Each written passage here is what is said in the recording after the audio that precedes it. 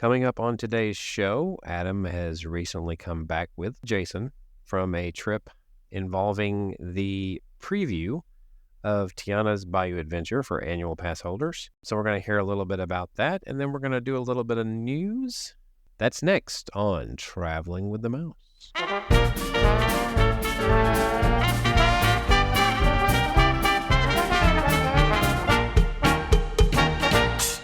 Welcome, everyone, to episode number 456 of Traveling with the Mouse. I am your host this week. My name is John. I am joined, as always, by my faithful and longtime co-host, Adam. What's up, everybody? Oh, there you are. Yeah, I just had a little technical glitch there. It's all good now. You have a very interesting look on your face, by the way. Yeah, because for a second there, I thought my whole screen froze, but... Should we go ahead and talk about my trip? Yeah, about your trip. Because you went down to preview. You went down the Bayou. Going down the Bayou. Down the Bayou. And that was very catchy.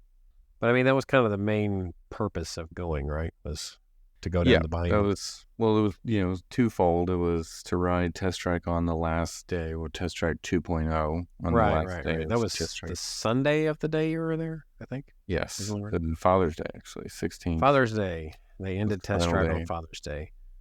They did. Apparently, there were a few people who thought that once Test Track closed, that they would take Guardians off of virtual queue, but that did not happen. No, not as of yet. Yep. So who knows when that'll happen. It's starting to feel like Guardians is going to be on virtual queue forever. Wonder, so we saw the first day or two that Ratatouille got a ton more people show up. Because I guess a lot of people would rope drop Test Track or probably Ratatouille. Those are the two. And then virtual queue for Guardians kept people from trying to rope drop that, obviously. So right. Because is Ratatouille on the regular Lightning Lane or the individual? It's on regular, right? Mm-hmm. Yeah, that's right. So if you didn't buy Genie Plus, rope drop something, and I imagine if you're entering the front of the park, you would go to Test Track, most likely. Yeah. Now, I guess the default is Ratatouille, so. I guess. What else would there be? Can't rope drop Guardians. Frozen, I guess. Right, exactly. It's older. Frozen, or Soarin' used to be a priority, but it's not really anymore. So, well, it became slightly less popular, and they increased the capacity. So, the combination of the two. And speaking of Soarin', I heard a rumor because while we were there during the previews, I think both of the preview dates, there was a helicopter flying over Disney property with a visible camera. You know how like those police copters have the giant camera on the front? Yeah.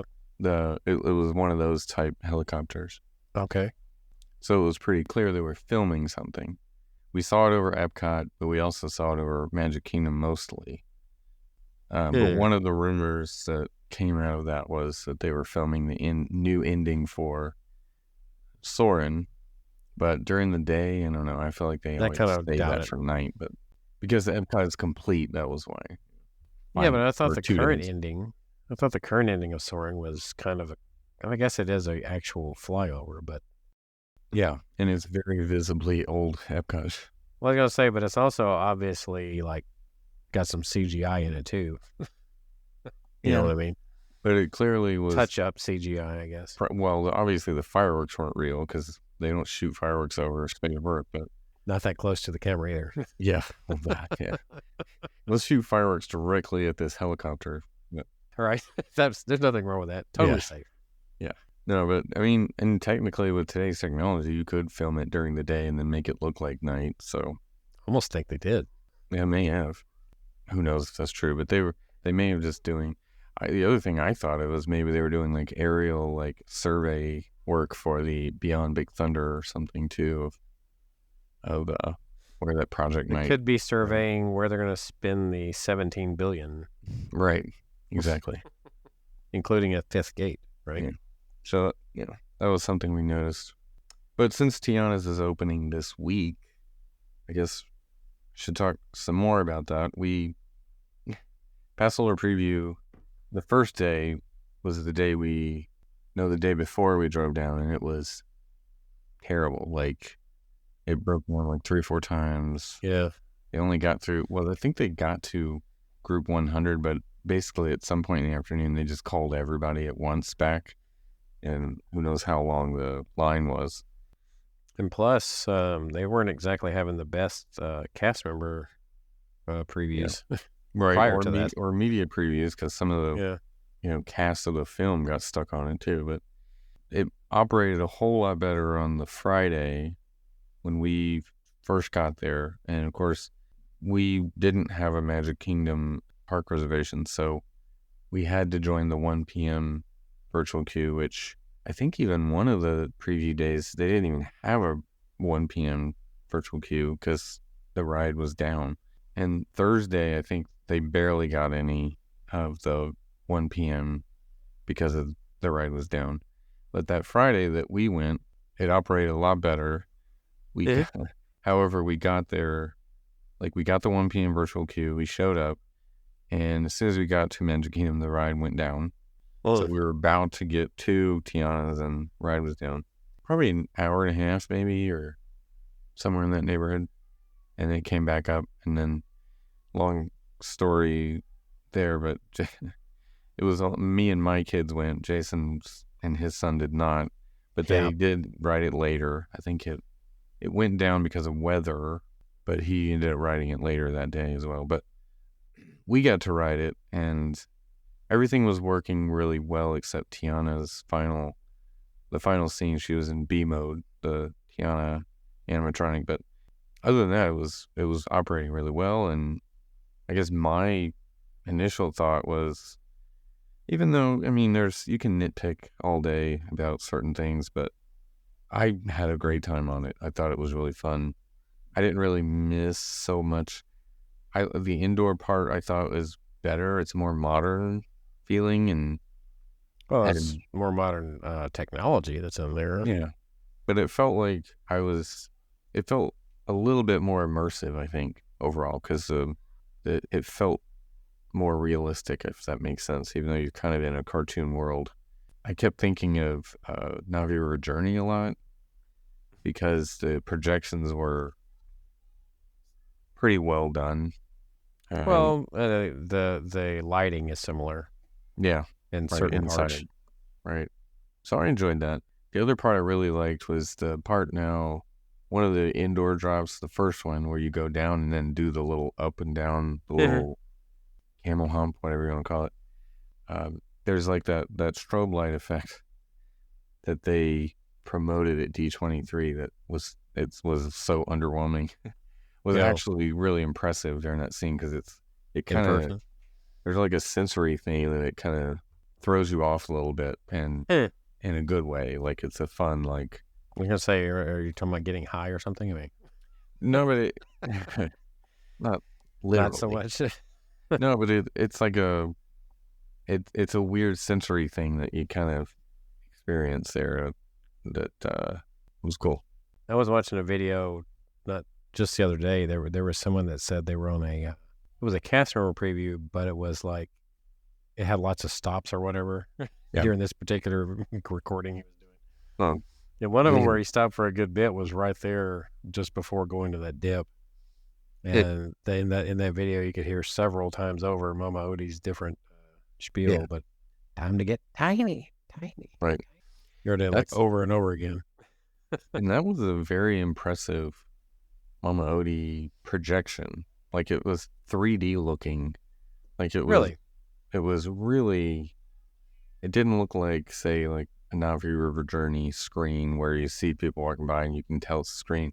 It was very like realistic looking, and it had a 3D feel to it because like the little, I don't know what you call it, it sort of spilled out from the screen onto the front of which is probably why they tried that there. It looks very similar to the what goes over in the Enchanted Tales with Belle when they make the door bigger. When they make the mirror turn into a door. Right. Yeah, something along that. It's very much like that. Yeah. I mean, it's not new technology, but it's done well to where it Right. looks pretty realistic. Yeah. I thought it was good. The drop is fun still. I mean, you get splashed really easily. And that final scene is really impressive as well. It's always fun. I wish you were going slower through that final scene because it goes by too quick, in my opinion. You want to soak it in. I don't think we talked about it the last time on this. There was somebody I was watching, like, they've cut like 3 minutes out somehow. Like, Splash was Really? like 13 minutes long. This is like 10. Interesting. It I does was like, feel how do like you it cut 3 moves minutes faster. out with the same track? How do you cut 3 minutes out? That's a Like, good you question. just zooming people through somehow? It does feel like it goes faster in the indoor parts in particular. Maybe they made the log timing more efficient but 3 minutes? How'd they cut that much? That's a good question. It does feel like the logs are moving faster. I don't know. It does seem like a lot of time to cut, though. Yeah. Hmm. And not only that, because compared to back in the day, you seem to have more pauses, like before drops and stuff. Because I remember the very first times we rode Splash, like, I don't ever remember it pausing at all. You just spilled over the side. You know what I mean? Down that first one. Yeah. I feel like maybe they added more boats. Someone was also saying that was one of the reasons why so many breakdowns right now is because the sensors are they got to dial those in to where That could be part of better it. because I think they redid a whole of that. Again, I don't. But if that was an issue, why didn't they just take more time? I don't know. I feel like they were trying to rush it out. It seems that way. Well, I mean, it didn't work for the original test track, so yeah. We shall see. It still had operational issues. It probably will again with the new version. Yeah. But overall, I loved it. I thought it was really good. I'm trying to overlook all the nitpicky stuff. Yeah. The ride was fun. That was what was most important to me, and my kids loved it. My oldest said it's his favorite ride right now. Really? Okay. Yeah. And he likes Splash. I think it was up there, but I think just the newness of it and the impressive animatronics made him want him over for this one. Yeah. So good deal. Yeah, it's good. And we did ride it the second time. The second time we rode it, the same thing happened though. We got there and I'm trying to remember, did we ride the train? No. I think it was broken when we got there again. On Sunday.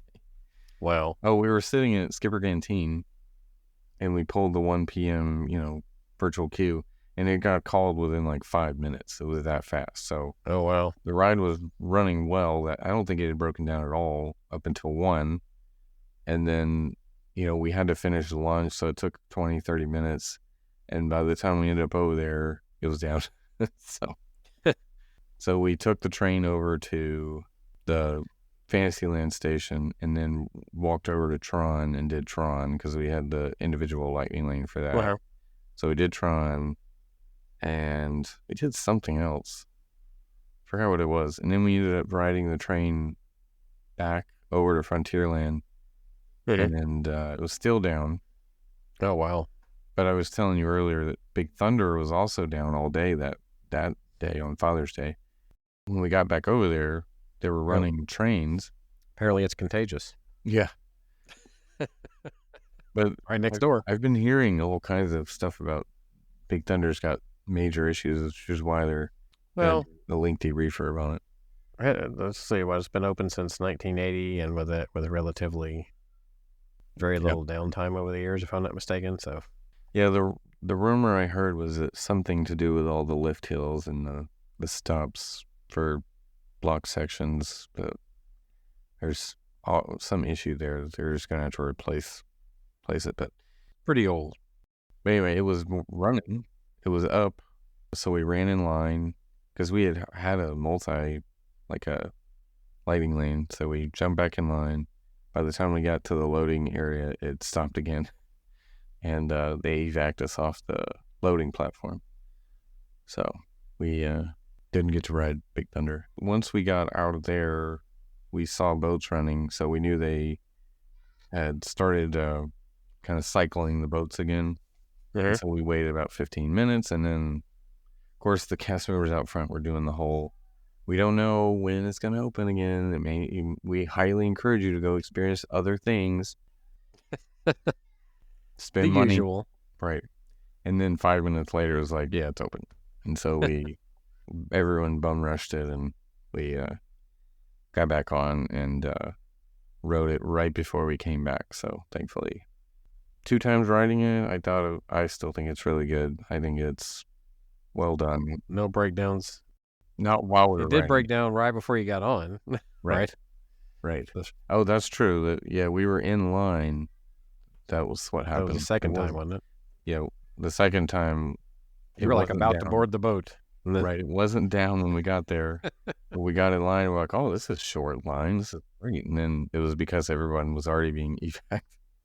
So we're like, hey, we're already at the boats. I was telling you that, I think. And then it was like, oh, that's why. Because everyone's exiting. They're not getting on the boats. They're just walking straight across. Like, this is the fastest line ever. It was great. Oops. That's what happened, yeah. I don't know that I can think of. It seems like there's an awfully long lines in general for previews, doesn't it? I mean, well, there's a lot of people that manage to get into the previews. Like they let quite a significant many in. So it seems like. Yes, I think we got very lucky because both times I wrote it, it had just come back up. So we walked in first 20 or 30 people. I think Jason waited longer, but it also went down while he was in line because there was a thunderstorm nearby, lightning. So they closed it for weather for a while. I don't remember how long he was waiting, maybe an hour or so. I don't know. But half of that was the weather. Now, we kind of talked a little bit of this off the air, but I don't know why this was something pointed out, but it's not that important. But Mama Odie's teeth, or lack thereof, in the movie, right? And then all of a sudden they give her teeth for the ride.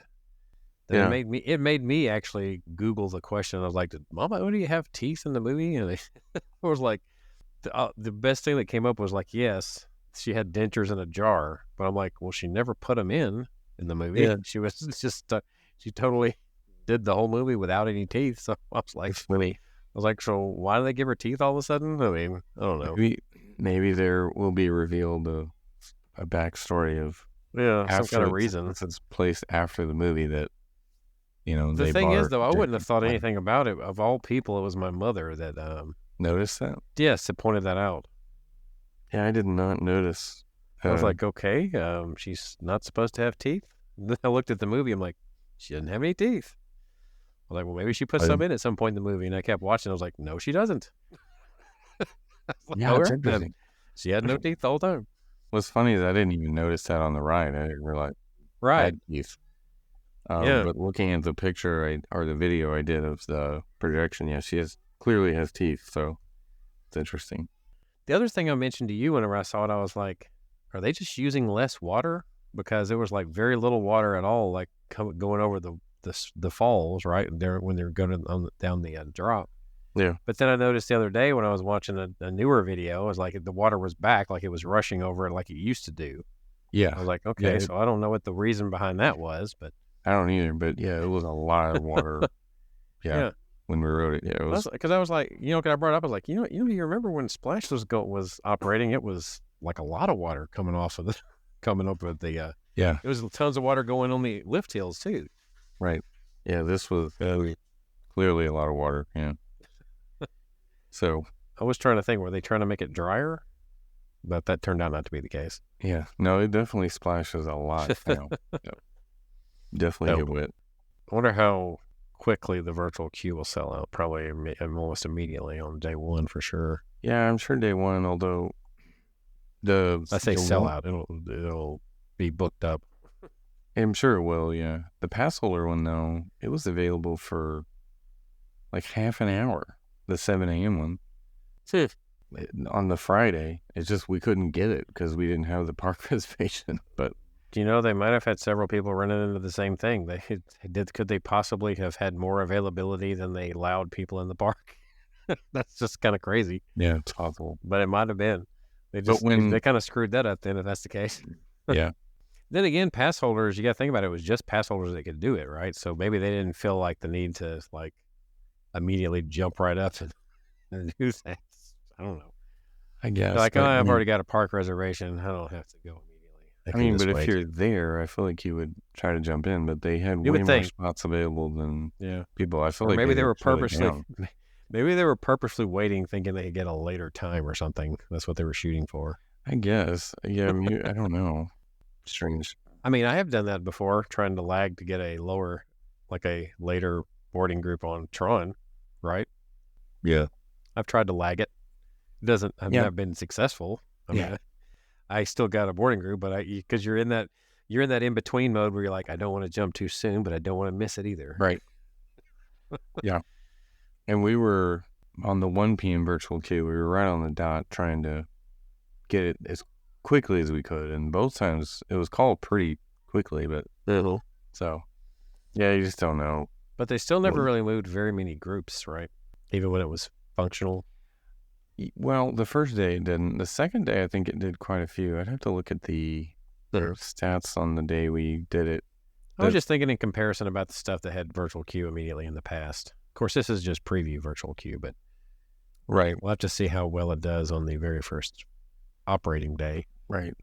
I have a feeling, just because it's been the norm lately, it's probably going to break down a lot on the first day, just because it's their luck right now. But hopefully they're using this time period to get it a little more in sync.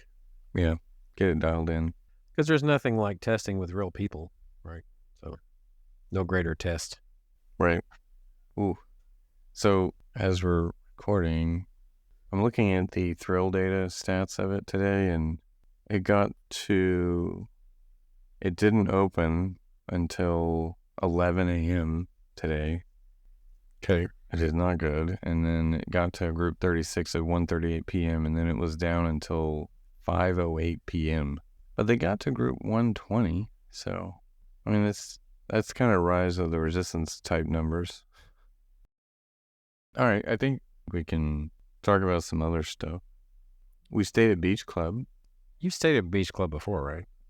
I had not actually. I'd done Yacht Club. Okay. You stayed at Yacht Club before, yeah. And that's what we had booked, but when we got there, the room wasn't ready, and they said, well, we got one at Beach Club. And so we're like, fine, we'll take it. And it was facing the boardwalk. I actually got a cool video of a thunderstorm that I may upload. Yeah, that'd be nice. With a very close lightning strike. Oh. Yeah. A lightning lane? Could have been. So this is the first time you stayed at Beach Club. What were your thoughts of that? I liked it. It was a villa, right? No, it was a regular hotel room. Okay. It was fairly close to the elevator. And as soon as you got down the elevator, you're basically in the shop with the quick service. Blanking on it. And then quick service / shop / store. Right, basically. And then the Cape May Cafe is not far, which we did a dinner there. It was okay. See, because when we stayed in the villas. Which is a little further back. Yeah, it's a little bit of a walk to get to the main stuff. Yeah. I don't know about the regular room, but the villas, the hallways are like the biggest hallways I've ever seen in my life. They're ginormous.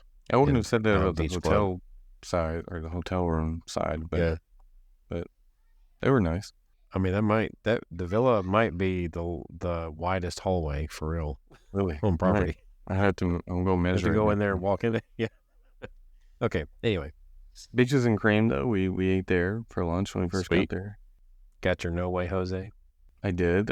We ordered the No Way Jose, which was very good, but huge. Like, I can't eat that much ice cream anymore. Tried to share it, but nobody else. Nobody wanted peanut butter and chocolate? I mean, I would have shared it with you. Yes. We ate like 2/3 of it probably. So no kitchen sink? No. Definitely not. Several people had ordered it. While you were there, I'm sure the sirens went off and everything. Oh yeah. They still do that. The lunch was just okay. Like it was your, it was like a chicken sandwich I got. It was fine. Nothing to write home about. Gotcha. But the desserts are where you go for, really. I was gonna say, no, if I'm gonna go to Beaches and Cream, I'm definitely getting a burger. Yeah, that's the way to go. Probably should have, but I was kind of wanting something a little healthier, so I went with the grilled chicken sandwich because I'm trying to get into marathon shape or half marathon shape. Yeah. Speaking of that, though, I did run the boardwalk. Okay. The next morning. So now you've officially biked it and you've ran it. Are you gonna hike it next? I could hike back run. A little nod there. An inside joke, not a joke really, but an inside reference. Yeah. A few weeks ago, though, I ran the Coronados, the lake. But I think running the boardwalk was more fun. There was a lot more people running that morning, too. 6 a.m. Really? A lot more people out at the boardwalk. So. Well, you got a good bit of daylight at 6 a.m. right now. So. There's also a lot more hotels, too, in that area versus Coronado's just one hotel. Yeah. So makes sense. Well, say a lot more, but yeah, I know what you mean. But I did a couple of laps and a little more to get a full 2 miles out of that before I had to go back in, but that was cool. Well, we checked out the new Communicore Hall. Yeah, I've been hearing a lot of criticisms about that. What did you think? It's very underwhelming. The other weird thing about it is, the Encanto shows, if you like the songs, you kind of can sing along, but it's a very oddly put together stage.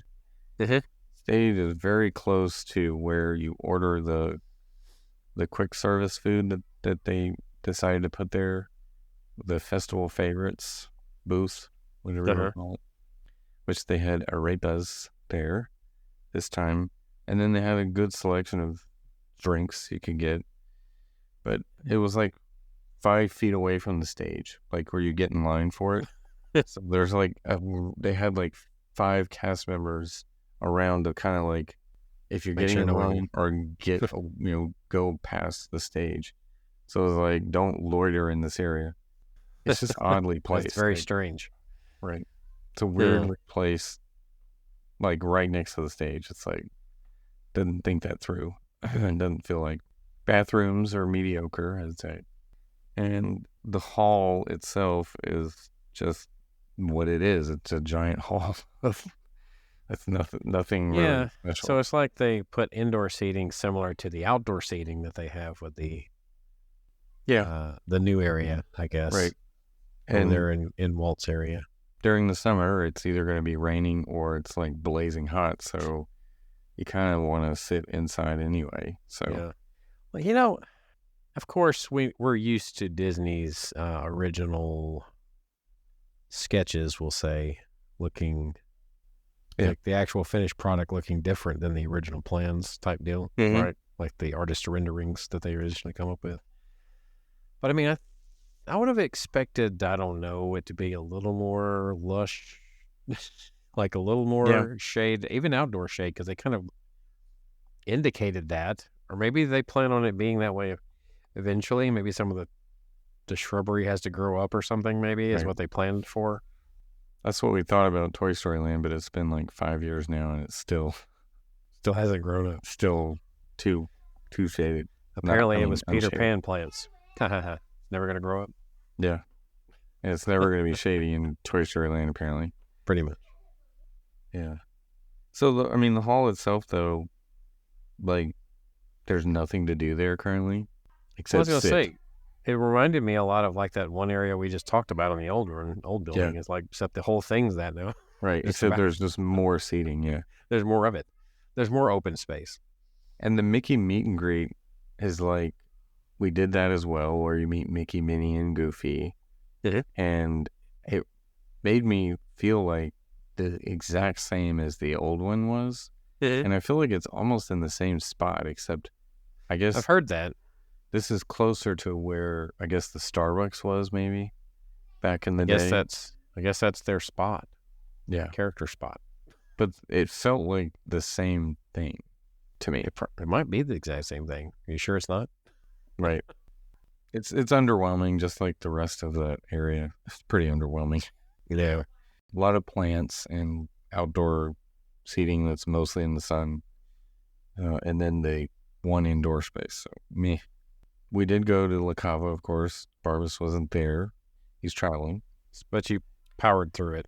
Yes, we powered through. Just did the walk up, but the line was really long because it was Neil Patrick Harris's birthday, Black Magic Day, and he was giving out. Well, he was not personally, but I guess he had signed a bunch of like these cards that said, "Thanks for celebrating with me."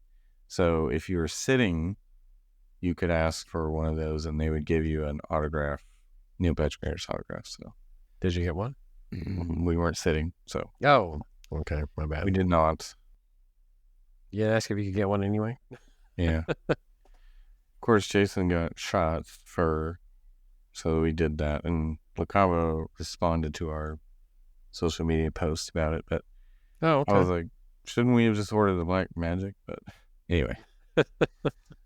Maybe you could post a clip of this talking about it and post it on there and see if La Cava like gives you a NPH or whatever. Or we do have a video. Well, maybe if they had any left over. Well, yeah, we did do a video of us doing the shots, but the other thing was George W. Bush's portraits of veteran portraits.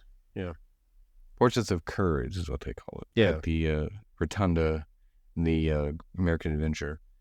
Really cool. Like, we walked through, they're all over the whole area where Voices of Liberty sings. They're around the exterior of the interior, whatever. I know what you mean. There you go. The whole area. And yeah, it was really cool. I took several pictures. That was a cool exhibit. Enjoyed that. He's actually not a bad painter. Yeah. No, he is. He's really good. He's become rather good at it. Yeah. And he's done a lot of them. So he's had a lot of practice. Obviously. Well, he's got time on his hands. Well, I guess, yeah. Now he does. Yeah. Yeah. The other thing we discovered, which I think Jason had discovered this before, but he told me about, and so it's deep in the Germany pavilion.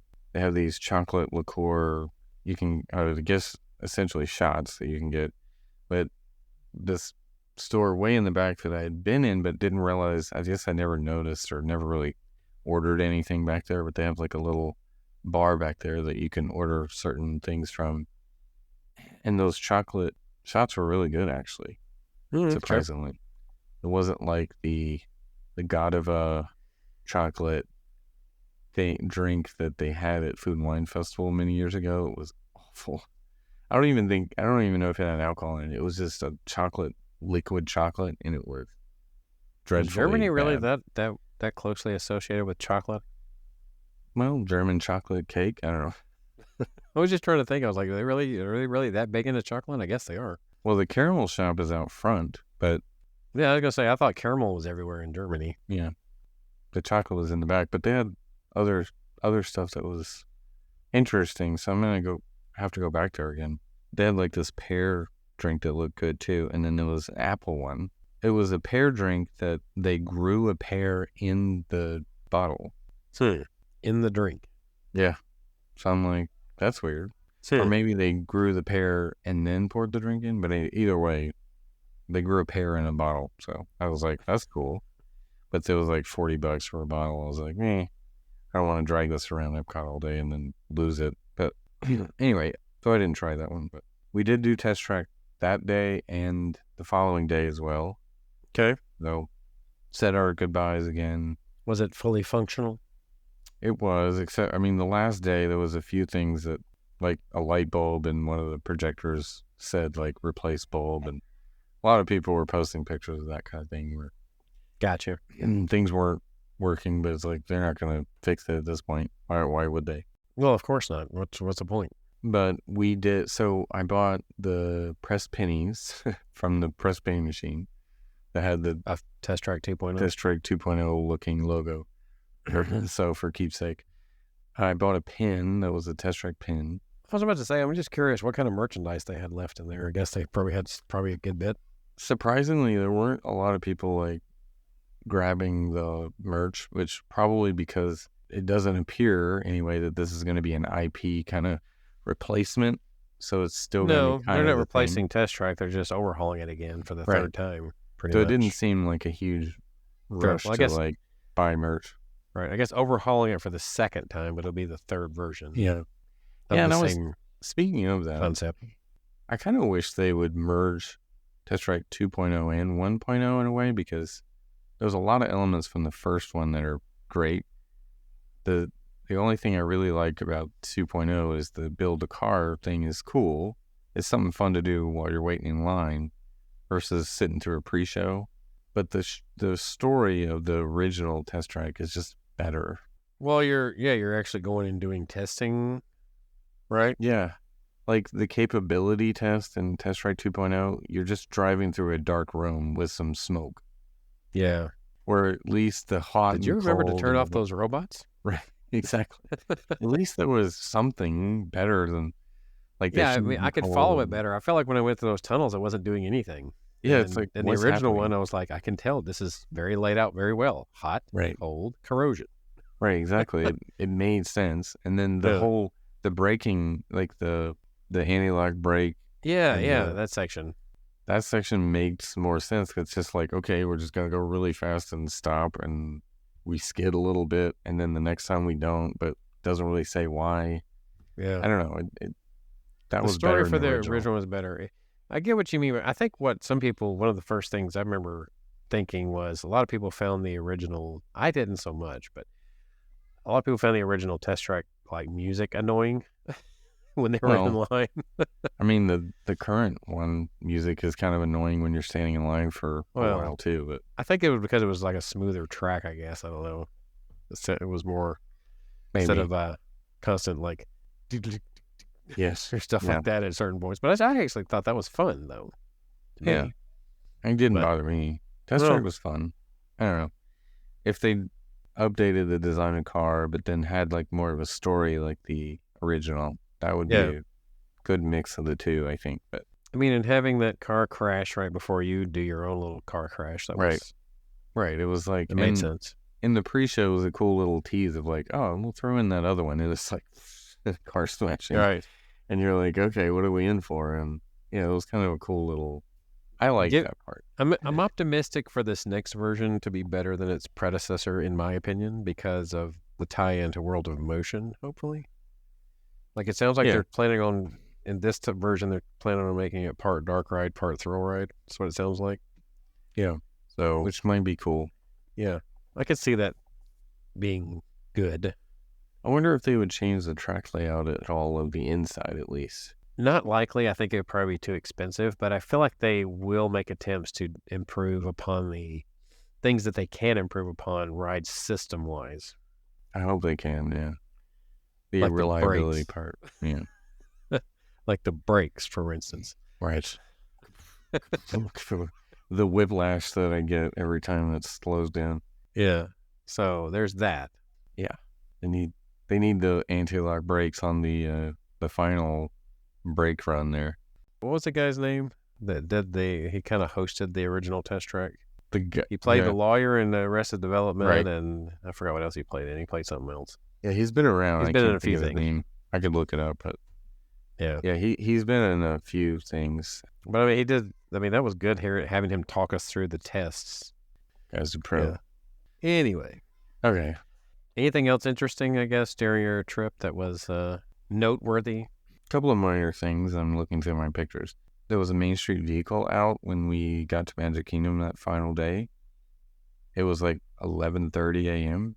And the guy, he was saying that because there was a cavalcade or something about to happen, or not a cavalcade, maybe a stage show was about to happen. So I didn't think they did cavalcades anymore. No, I think it must have been the stage show. And he was saying that they're not going out until after that. But he was saying that some of the cast members who do the Main Street vehicles, like drive them, are petitioning to have them out more often now again. And it seems like that's going to happen.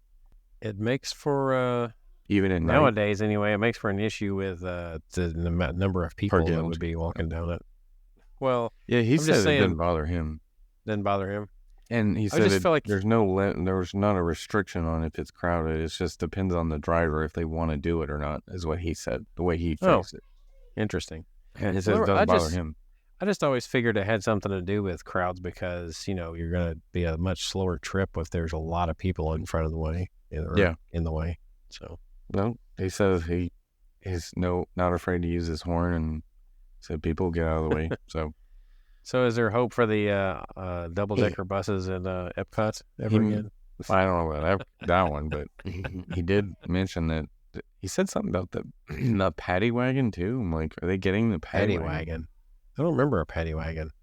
I don't either, but he said the word paddy wagon. I'm like, I know in Disneyland Paris they had a paddy wagon. But anyway, I did Swiss Family Treehouse again, which I hadn't done in a while, and you got a cool view of Tron now from there. That's kind of neat. Oh yeah, that was a minor thing. So at the end of the queue, what was there? Skipper Canteen. So I guess that was our wait for Skipper. That was your queue. Oh, okay. How was Skipper? It was good. I was gonna order that drink, but we never got to it. That reminds me, there was some details in the Tiana queue that were really good. The Tiana's queue I thought was really well done, and I got a picture of there's some recipes. There was a gumbo recipe that I'm like gonna actually try. Yeah, they did a great job with the Tiana's queue. Like hush up and look at the gumbo. Right. I got to do front row on Tron again, which was fun. So that was a good one. The Smellephants actually smell like what they say they are. There's the one that was the most noticeable was the citrus one. If you stand near it, you smell oranges. Well, they've been perfecting the citrus smell for years, right? So yeah, they've had that one down since Horizons. Yeah. Well, they had some leftover tanks from when they did the switch over from Soarin' to. Is that what it was? California. So they. God, I hope they're not using. That's what they're using. Leftover tanks. That's really the major stuff. We got to ride Test Track with the guy who rode it 22 times that day or whatever it was. Oh yeah, I remember that. Yep. But we didn't try to ride it last. Like we didn't stay that long, obviously. Is there any news or anything we want to cover real quick? That's a good question. Enjoy Tiana's while it opens this week. Hopefully it'll be a smooth open. Right. Hopefully. So Epcot was construction free for 5 days, and now it's back to it's got one thing now. Yeah. Are we ever going to see a time period when everything is operational? Probably never. Well, yeah, they took that Walt quote too literally of Epcot will never be complete. Well, I'm just saying, I'm talking about in all of Walt Disney World, there's never going to be a time period when everything is up and running. Yeah. There'll be times where every ride is open and running, but there'll always be something under construction somewhere. Right. That's what I'm saying. There'll always be a ride being refurbed. So there's never going to be literally every ride, right, being operational. I mean, there'll be occasions. But yeah, I guess you're right. Do you want to bother talking about the new operating hours from July the 4th? Well, they reduced the hours. That is something to talk about. And I guess Epcot has one less 4th of July fireworks tag at the end of Luminous. Yeah. Well, it says, let's see, guests staying at the Deluxe will be able to enjoy the extended evening hours perk on the 3rd, which is 11 p.m. to 1 a.m. Right. It was going to be open till, was it 1 a.m. and now it's 11 p.m. instead on the 4th as well. Kicking it back, let's see. Magic Kingdom, previously the press release mentioned that Magic Kingdom will be open from 8 a.m. to midnight on July the 3rd and 8 a.m. to 1 a.m. on July the 4th. Operating hours for both days have been shortened. New operating hours, 9 a.m. to 11 p.m. on the 3rd and 8 a.m. to 11 p.m. on the 4th. You know why? So I think low crowds, probably. Again, that's probably my guess. Well, you could say that, but they're doing the deluxe hours for the guests on the 3rd still, which it looks like they didn't originally plan those. Maybe because of the 4th of July, they weren't going to do it that week, but now they are. Now they decided to, so that's very strange to me. I guess possibly. They're not booked for that time period very high? That's my guess is why they reduced it, because If there's not Should that be many interesting. guests there, what's the point of having, Yeah. cast there working? Huh. Hmm. Very interesting. I saw this is well needed. The permit was filed for the lengthy refurbishment of Bay Lake Tower, which I don't think that's really been refurbed since it opened, like, how many years ago? Like 15 years ago almost? Something like Has that. it been that long? I Yes. guess it has. I think it was. It was 2009, at the end of 2009, maybe? So is this scheduled because we're coming up on Poly opening? Maybe. Yeah. It needs it Oh. badly. So, yeah. Did we ever? I don't remember. Did we talk about on an episode recently about the reveal of the inside of the DVC tower? I'm a little bit disappointed with what they chose to go with decoration wise. It was almost very The neutral. rooms or the the rooms. lobby? Yeah. We did talk about the rooms. Well, video. I don't think I saw the lobby. The lobby's probably similar, isn't it? I don't remember if they did Yeah. or not, but Anyway, my point being, I just was kind of, based on what I've seen, I was kind of hoping they would try to make it blend in a little more with the current surroundings. It would make sense. right. To make it feel more like the Polynesian. Right. I mean, they even, Bay Lake Tower, I mean, it's a different shape, but I mean, the outside still has that grayish, you know what I mean? Concrete, whatever you want to call it, like it belongs at the Contemporary, right? Right, exactly. It still looks. And every other resort that has DVC, it goes along with it, the surroundings. This is the first one that does not seem to go along with its existing theme, not as much. Yeah. I don't know what the purpose was behind that, but it won't stop people from booking it, that's for sure. So I guess maybe they don't care. But and they won't discount it. No, they probably won't have to. Doesn't matter. They could literally have put anything up there if it was on Polly's property, and they could have put a hut there if they wanted to. Yeah, it seems like Poly is the hardest one to find a room. Like, it's barely hard to find availability at all. Mm-hmm. I did see it available, but we almost booked Garden View Contemporary because it was like $400 a night. Right. So split between the two of us, that wasn't bad at all. But Yacht Club was slightly cheaper. So, and we thought we have Epcot reserved all 3 days or whatever. So we should do an Epcot resort so we could just walk there. But I think Poly was available for like $700 a night discounted. So I was like, okay, we'll go with, we would have gone with Contemporary, but had we had Magic Kingdom booked, we probably would have went with that. But yeah, it's hard to get. So just see where the dedication plaque at Epcot has been removed, the new one. This hasn't been there very long at all. Wonder why. So I guess they're redoing it a third time, I guess, is what it would be. I guess. I mean, it's not like this one's as important to have Card Walker there. It's not as important. Yeah. As Walt. Or Michael Eisner at Hollywood Studios. His is there. Yeah. Is there one at Animal Kingdom? I don't even think I've seen the plaque at Animal Kingdom. I'm sure there is one. Good question. There's got to be one somewhere. If all the old ones have it, don't they? Or do they decide to leave it off there because they wanted to make it feel a little more natural? Something that was mentioned the other day that I guess I've noticed it before, but I haven't. You ever noticed how the Oasis in Animal Kingdom, how it kind of, like the way they have it designed or set up, is like gradually kind of bringing you into the, Animal Kingdom, right? Right. And it works the same way exiting. It's kind of gradually bringing you out of almost like a world, like you're in a video game almost. You know what I mean? Like, I don't think any other parks really do it that way. It's very unique in that way, isn't it? Yeah. Yeah. There's no... I never thought about it until it was just like someone was talking about it. I'm like, it kind of does. Because kind of like it eases you into it. Right. Like you're walking through a portal. Yeah. Right. Because the other park, a different place. The icon of the park is the first thing you see just about. I mean, it's kind of a reveal with Magic Kingdom, but when you're getting there, you see it in the distance.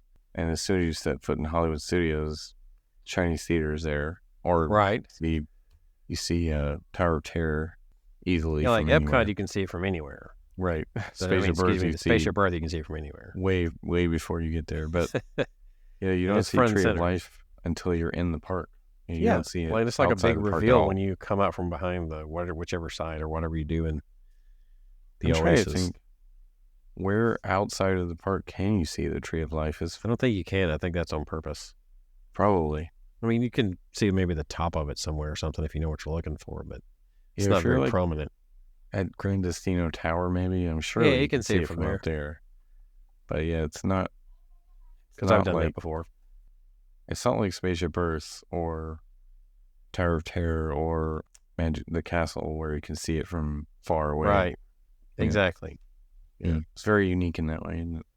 This one's kind of interesting. It says that Disney employees propose class action lawsuit over the canceled Lake Nona headquarters move, which is weird because I thought there were a lot of people that didn't want to move. Right. But maybe it's because the suit's because that they didn't go through with it, and some people had Already did. already started making the plans for it. Yeah. Roughly 2,000 Disney employees from California, right? So who would have Something been like that. Yeah, I forgot. coming there? About 25 minutes from Walt Disney World. Right. In a May 2023 note to cast members, Disney Experiences Chairman Josh D'Amaro acknowledged that the move had been difficult for some employees. D'Amaro noted that the considerable changes had occurred since the project was announced, including new leadership and changing business conditions. Right. The site plan, which can be seen below, actually this because there's a diagram in what I'm reading here, called for 6 office buildings, 2 flex space buildings, a central plant totaling over 1.8 million square feet of space. Yeah. So apparently they're suing now. It says, according to the report, the plaintiffs are alleging that they were fraudulently induced to relocate to Florida by being led to believe that they would lose their jobs if they didn't move. The lawsuit claims that Disney told employees that they would have 90 days to consider and make the decision that's best for them with regard to the relocation. Disney acknowledged that some employees had already made the move before the project was canceled and that they would work with the employees on an individual basis. The lawsuit says that the compensation offered by Disney was inadequate. So yeah, that doesn't surprise me either. See how that turns out. Can you imagine though if they had moved Imagineering here? Like we probably would have gotten a better Toy Story Land. Well, some of the other stuff here. But Toy Story Land was already built by the time they made this decision, right? Yes, I'm just saying, like, had this happened, like, future projects, maybe? Shoot, we can't build this in Florida. It's too hot here. Yeah. Thanks for noticing. Yeah, they would have had better designs, right. You're saying. So then, yes, in the future, they'd be like, we got to have some shade around here, y'all. Well, it's not like they have to come to the site to, they know what the weather's like. They have to. I mean, you would think. Unless they're coming there in January. Well, it seems like they don't realize how different Florida is, but anyway. Yeah. I don't know. So, yeah, you already mentioned you got to see the Portraits of Courage. Mm-hmm. Everything Pop Food Court has a 2-month refurbishment ongoing now. Or not ongoing, excuse me. It starts in July the 29th, something scheduled. I don't know what they're going to be doing there exactly. Refurbishing a food court. I mean, that food court probably needs some love, so probably just doing some updates.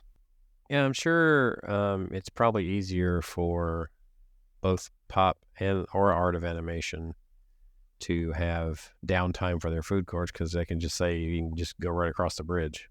Mm-hmm. So, yeah, I think a lot of the news stories you just covered because you actually did it. Yeah. This one was interesting to me. Some Disney Cruise Line stuff. Yeah. They've announced 2 seasons of itineraries, basically, fall of 2025 to spring of 2026. So they've announced that range. But this is what I found interesting is basically it kind of gives you an idea of what they're going to do with each ship in the near future. So from October to May of 2025 into 2026, they have Bahamas and Caribbean sailings scheduled. So they have 3 to 5 night sailings to the Bahamas that'll be happening on board the Fantasy, Wish, and the Magic at different times, obviously. Right. The Treasure, as kind of expected, is going to be doing the 7-night sailings that are Eastern and Western Caribbean. It's going to alternate those like the Fantasy used to do. So we kind of anticipated it was going to be taking over the Fantasy's original route. Right. They have the 3 to 5 night sailings to the Bahamas on the Dream. In October through November of 2025, because it's kind of like off of its normal sailing out of, I forgot to mention, those were, the first 2 were sailing out, those were out of Port Canaveral, but that last one about the Dream with the 3 to 5 night sailings, that one's going to be out of Fort Lauderdale. So that would be a little different for the Dream. The Magic's going to have sailings from San Juan, Puerto Rico. They're going to have 7 night sailings from October to November. San Juan, 2025. That's cool. They have a Mexico sailings that are one's from Galveston, Texas, and the other's from San Diego, California. Nice. So the 4 to 7 night ones from Galveston are going to be aboard the Magic, and that's in November through April, from November 2025 through April 2026.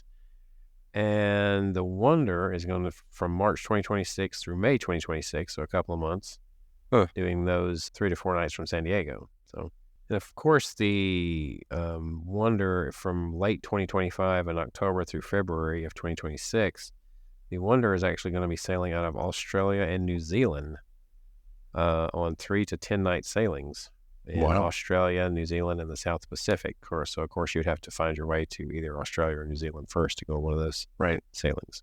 So, I thought it was kind of interesting. I kind of like the idea. I'm glad the Fantasy is going to be staying for the most part in Florida because I like that ship. So it'd be nice to get back on it again sometime in the near future. So I'm kind of glad to see that it had some dates that were in Florida from Port Canaveral. It was my first ship that I sailed on, so it's kind of special place. Yeah, special to me, and I always like I don't know if it's because I went on it first, but I've always preferred its layout over the Dreams, even though they're sister ships. I preferred particularly the adult area layout is just a little more. It just seems like it's better. I know you've only been on the Dream so far, but if you get a chance in the future to go on the Fantasy, especially with one of these, since it's going to be doing some 3 to 5 night sailings now as well. Yeah, I want to get to check that out. We're looking at one next year, but one that hits both islands. That does the Castaway Key and Lighthouse Point. Lighthouse Key. But I forgot what ship that was. I can't remember it. Tim Tracker just went on one that hit both of them, I think. It was I don't remember which ship he was on. I think it was the Fantasy. Was it? Yeah. I can't remember the Fantasy doing it, which one it was. It might be the Wish. Well, it says those sailings that I said from October to May 2026 from Port Canaveral, it does say the highlights are Disney Castaway Key and or Disney Lookout Key. So some of them have both, some of them are or, of course. So, but those are all sailings out of Port Canaveral. That's another thing. Yep. Speaking of which, we're still eyeing doing one in October on the Wish. Okay. Like just a 3-night one though. That'll be fun to check out the Wish. I don't think any of us have been on it yet, so it'd be cool to see what you think of the new ship. Yeah, I haven't been on one at all in a long time. I mean, the last time that we went on one, Maddie she was not quite 2. That was in 2017. That was the last time I've been on a cruise. So that would be something that we had talked about doing because it's been a while. Cool. But I haven't officially got it booked yet, but it's very likely that it'll happen. So nice. I think we're kind of waiting to see if a couple of other people might want to go, but I don't think they're going to. So we're just going to book ourselves. Enjoy. Yeah. So yeah, there's that. And seating and lighting updates in San Angel, I guess it's a little lighter. Did you notice that when you were there? No. Maybe it's slightly different. Maybe it's coming soon. Yeah. But there was updates to Living with the Land that I wanted to do, but we didn't. Have you eaten in San Angel? Yeah, I've eaten. How long ago? Like 10 years ago. See, whenever I hear restaurants that traditionally have a bad reputation, it makes me want to just see if it's really as bad as people make it out to be. Because I find it hard to believe that there's a truly terrible restaurant on property. Although you would disagree, you would say that Tony's is, but. Yeah, I would. That's bad. I mean, there's some not great ones I wouldn't go back to. I didn't think Tony's was all that bad. I mean, it wasn't not good. It wasn't the greatest Italian food ever, but it wasn't horrible, I wouldn't think. That's just me. Yeah. I don't see. Then again, maybe my standards are not very high for most food. I mean, it has to be pretty bad for me to give it a bad score. It has to be pretty bad. Okay. But stuff that's really good, I will gush about the really good stuff. Lord. Anyway, so I think that's enough for this episode, and hopefully next time we may have some special guests. We've been ramping up trying to get this accomplished where we can all get on the same page. Sometimes it's hard with schedules with life. But hopefully we'll have them on very soon. You can find us on Facebook, X, and Instagram. That is all at TWTM Podcast. We have a Spreadshirt store in which you can get your exclusive TWTM merchandise. That is shop.spreadshirt.com/TWTM Podcast. We have a YouTube channel, which the newest video, or the latest video, is still the Lorcana. So you can go check that out. Where, Adam? On our website, travelingwiththemouse.com. We have an email address, podcast@travelingwiththemouse.com. So you can reach us there. So, for Adam, my name is John. This has been Traveling with the Mouse, and we hope you will join us on our next trip. The Magic, that was the ship, by the way. The Magic is what you're looking at. That is the original ship.